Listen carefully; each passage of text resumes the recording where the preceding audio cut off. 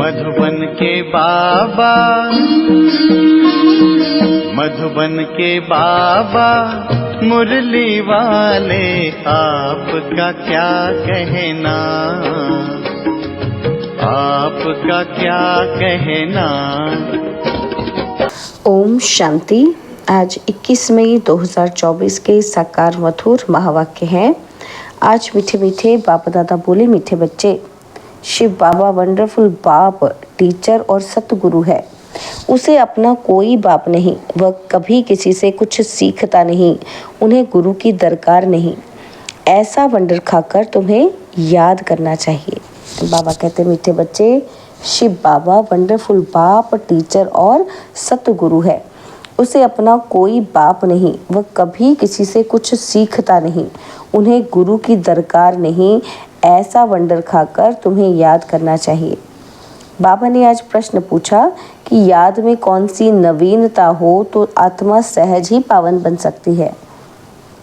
तो उत्तर में बाबा समझाते हैं कि याद में जब बैठते हो तो बाप की करंट खींचते रहो, बाप तुम्हें देखे और तुम बाप को देखो। ऐसी याद ही आत्मा को पावन बना सकती है। ये बहुत सहज याद है, लेकिन बच्चे घड़ी घड़ी भूल जाते हैं कि हम आत्मा हैं, शरीर नहीं। देही अभिमानी बच्चे ही याद में ठहर सकते हैं। ओम शांति। मीठे मीठे बच्चों को यह तो निश्चय है कि ये हमारा बेहद का बाप है।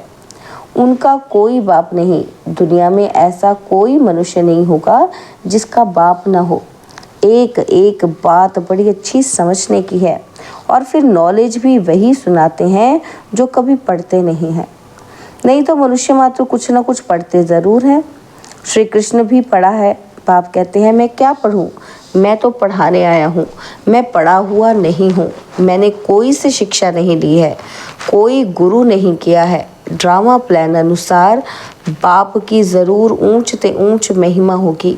गाया भी जाता है, ऊंचे ते ऊंचा भगवन। उनसे ऊंचा फिर क्या होगा? न बाप, न टीचर, न गुरु। इस बेहद के बाप का ना कोई बाप है, ना टीचर है, ना गुरु है। वह स्वयं ही बाप, टीचर, गुरु है। यह तो अच्छी तरह समझ सकते हो। ऐसा कोई भी व्यक्ति हो नहीं सकता। यही वंडर खाकर ऐसे बाप, टीचर, सतगुरु को याद करना चाहिए। मनुष्य कहते भी हैं, ओ गॉड फादर, वह नॉलेजफुल टीचर भी है, सुप्रीम गुरु भी है, एक ही है। ऐसा कोई दूसरा मनुष्य मात्र नहीं होगा। उनको पढ़ाना भी मनुष्य तन में है। पढ़ाने के लिए मुख तो ज़रूर चाहिए। तो यह भी बच्चों को घड़ी घड़ी स्मृति रहे तो भी बेड़ा पार हो जाए। बाप को याद करने से ही विकर्म विनाश होंगे। सुप्रीम टीचर समझने से सारा ज्ञान बुद्धि में आ जाएगा। वह सतगुरु भी है, हमको योग सिखला रहे हैं। एक के ही साथ योग लगाना है। सभी आत्माओं का एक ही फादर है। सब आत्माओं को कहते हैं, मामिकम याद करो। आत्मा ही सब कुछ करती है। इस शरीर रूपी मोटर को चलाने वाली आत्मा है। उनको रथ कहो व कुछ भी कहो, मुख्य चलाने वाली आत्मा ही है। आत्मा का बाप एक ही है। मुख से कहते भी हो कि हम सब भाई भाई हैं। एक बाप के बच्चे हम सब भाई भाई हैं। फिर जब बाप आते हैं प्रजापिता ब्रह्मा के तन में, तो भाई बहन होना पड़ता है। प्रजापिता ब्रह्मा मुख वंशावली, तो कोई भाई बहन होंगे ना। भाई की बहन से कभी भी शादी नहीं होती है। तो यह सब प्रजापिता ब्रह्मा कुमार कुमारियाँ हो गए। तो भाई बहन समझने से जैसे बाप के लवली चिल्ड्रन ईश्वरीय संप्रदाय हो गए। तुम कहेंगे कि हम हैं डायरेक्ट ईश्वरीय संप्रदाय। ईश्वर बाबा हमको सब कुछ सिखला रहे हैं। वह कोई से सीखा हुआ नहीं है, वह तो है ही सदैव संपूर्ण। उनकी कलाएं कभी कम नहीं होती और सबकी कलाएं कम होती हैं। हम तो शिव बाबा की बहुत महिमा करते हैं। शिव बाबा कहना बड़ा इजी है और बाप ही पतित पावन है। सिर्फ ईश्वर कहने से इतना जचता नहीं है। अभी तुम बच्चों को दिल में जचता है।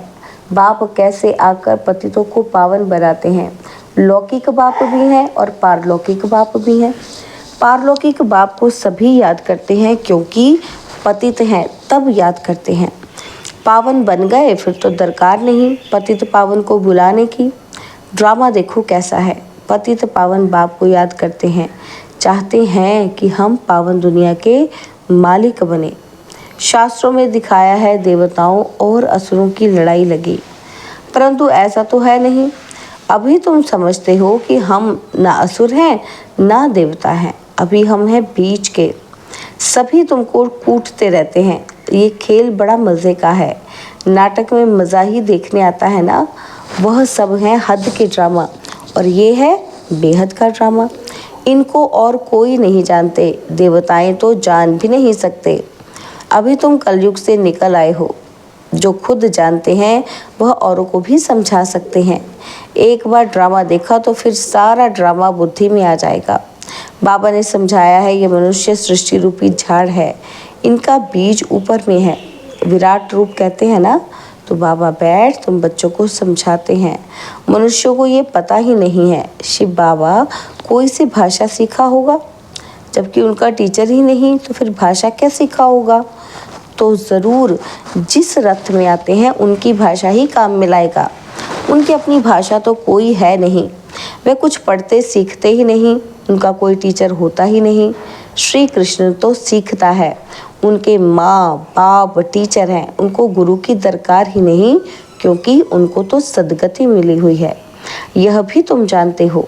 तुम ब्राह्मण हो सबसे ऊंच, यह तुम स्मृति में रखो। हमको पढ़ाने वाला है बाप, हम अभी ब्राह्मण हैं। ब्राह्मण देवता तो कितना क्लियर है। बाप को तो पहले से ही कह देते हैं, वे सब कुछ जानते हैं। क्या जानते हैं ये किसी को पता नहीं। वह नॉलेजफुल है, सारे सृष्टि के आदि मध्य अंत की उनको नॉलेज है। बीज को सारे झाड़ की नॉलेज होती है, वह तो है जड़ बीज और तुम हो चैतन्य। तुम अपने झाड़ की नॉलेज समझाते हो। बाप कहते हैं मैं इस वैरायटी मनुष्य सृष्टि का बीज हूँ। है तो सब मनुष्य परंतु वैरायटी के हैं। एक भी आत्मा के शरीर के फीचर्स दूसरे जैसे नहीं हो सकते। दो एक्टर्स एक जैसे नहीं हो सकते। यह है बेहद का ड्रामा। हम मनुष्यों को एक्टर्स नहीं कहते हैं, आत्मा को कहते हैं। वो लोग मनुष्यों को ही समझते हैं। तुम्हारी बुद्धि में है कि हम आत्माएं एक्टर्स हैं जो शरीर द्वारा डांस करते हैं। जैसे मनुष्य बंदर को डांस कराते हैं, यह भी आत्मा है जो शरीर को डांस कराती, पार्ट बजवाती है। यह तो बहुत सहज समझने की बातें हैं।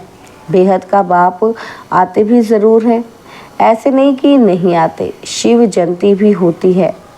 बाप आते ही तब हैं जब दुनिया चेंज होनी होती है। भक्ति मार्ग में श्री कृष्ण को याद करते रहेंगे, करते रहते हैं, परंतु श्री कृष्ण कैसे आए? कलयुग में या तो संगम पर तो श्री कृष्ण का रूप इन आंखों से देखा नहीं जा सकता, फिर उनको भगवान कैसे कहें? वह तो सतयुग का पहला नंबर प्रिंस है। उनका बाप टीचर भी है, गुरु की उनको दरकार नहीं, क्योंकि सदगति में है। स्वर्ग को सदगति कहा जाता है। हिसाब भी क्लियर है। बच्चे समझते हैं कि मनुष्य 84 जन्म लेते हैं। कौन कौन कितने जन्म लेते हैं ये तो हिसाब रखते हो। डीटी घराना ज़रूर पहले पहले आता है। पहला जन्म उनका ही होता है। एक का हुआ तो उनके पीछे सभी आ जाते हैं। ये बातें तुम जानते हो। तुम्हारे में भी कोई अच्छी रीति समझते हैं, जैसे उस पढ़ाई में होता है। ये है बहुत सहज, सिर्फ एक गुप्त डिफ़िकल्टी है।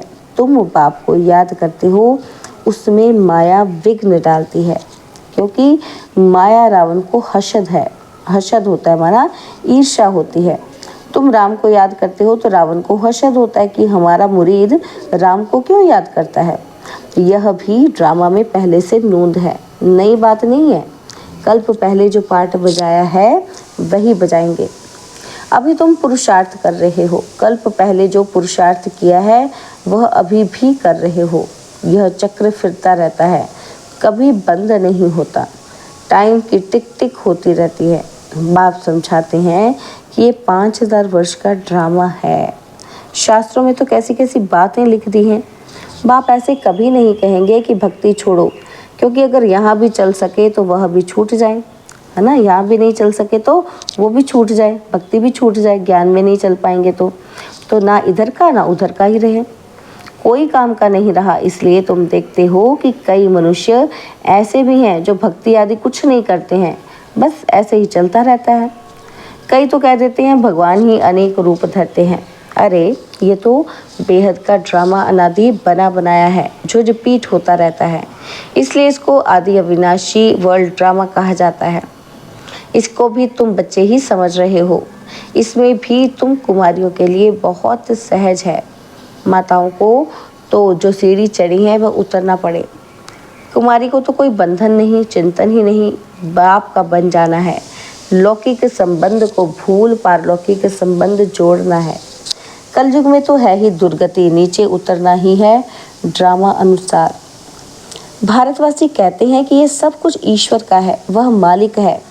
तुम कौन हो? हम आत्मा है, बाकी ये सब कुछ ईश्वर का है। ये देह आदि जो कुछ है परमात्मा ने दिया है। मुख से कहते ठीक है, कह देते हैं कि ये सब ईश्वर ने दिया है। अच्छा, फिर उनकी दी हुई चीज़ में खयानत थोड़ी डालनी चाहिए, परंतु उस पर भी चलते नहीं, रावण मत पर चलते हैं। बाप समझाते हैं कि तुम तो ट्रस्टी हो, परंतु रावण संप्रदाय होने के कारण तुम ट्रस्टी पने में अपने को धोखा देते हो। मुख से कहते एक हो और करते दूसरा हो। बाप ने चीज़ दी फिर ले ली तो उसमें तुमको दुख क्यों होता है? ममत्व मिटाने के लिए ही ये बातें बाप अपने बच्चों को समझाते हैं।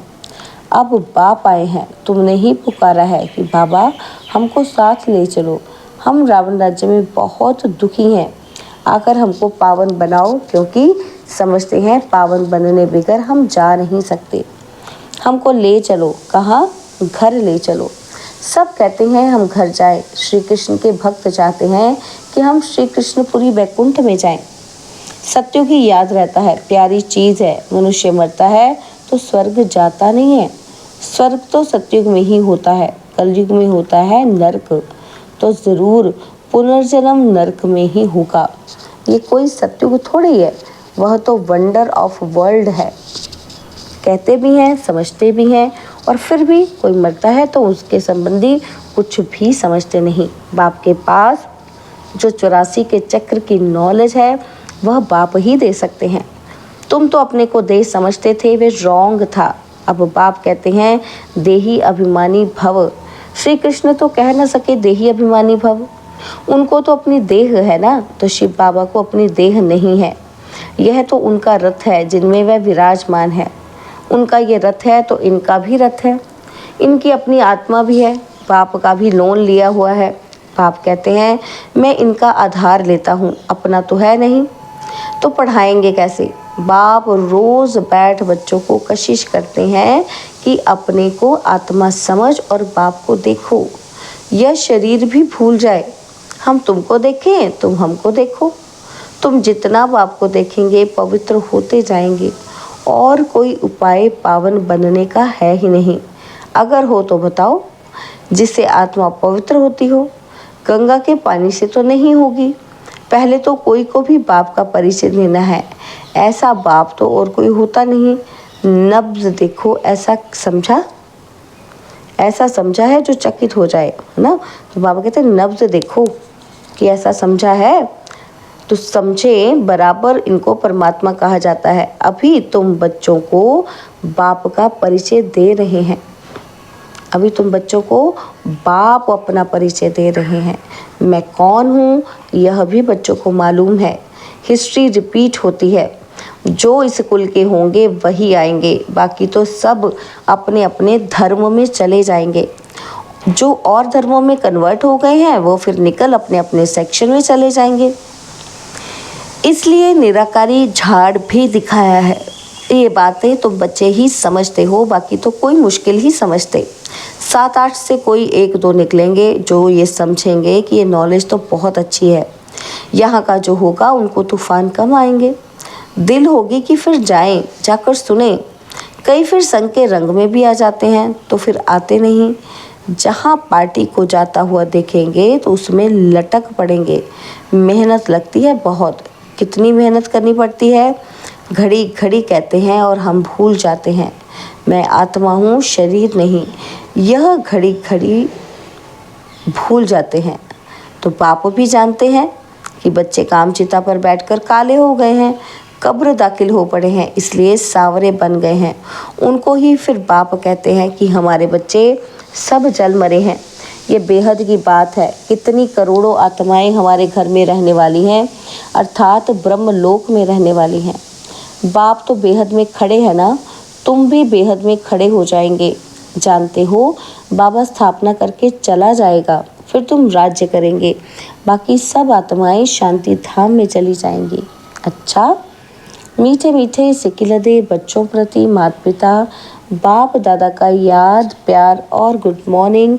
रूहानी बाप की रूहानी बच्चों को नमस्ते। हम रूहानी बच्चों की रूहानी बाप दादाजी को दिलवा जान सिकवा प्रेम से नमस्ते। ओम शांति। प्यारे बाबा, मीठे बाबा, मेरे बाबा, शुक्रिया बाबा, शुक्रिया बाबा, शुक्रिया। धारणा के लिए मुख्य सार है। पहला पॉइंट है, किसी भी एक्टर से रावण हर्षद करे माना ईर्ष्या करे, विघ्न डाले, तूफान में लाए तो उसे ना देख, अपने पुरुषार्थ में तत्पर रहना है, क्योंकि हर एक एक्टर का पार्ट इस ड्रामा में अपना अपना है। यह अनादि ड्रामा बना हुआ है। और सेकंड है, रावण मत पर ईश्वर की अमानत में खयानत नहीं डालनी है। सबसे ममत्व निकाल पूरा ट्रस्टी होकर रहना है। बाबा ने आज वरदान दिया, सदा एक रस मूड द्वारा सर्व आत्माओं को सुख शांति प्रेम की अंजलि देने वाले महादानी भव। सदा एक रस मूड द्वारा सर्व आत्माओं को सुख शांति प्रेम की अंजलि देने वाले महादानी भव।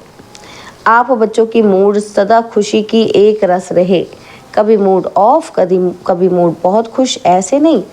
सदा महादानी बनने वालों की मूड कभी बदलती नहीं है। देवता बनने वाले माना देने वाले। आपको कोई कुछ भी दे, लेकिन आप महादानी बच्चे सबको सुख की अंजलि, शांति की अंजलि, प्रेम की अंजलि दो।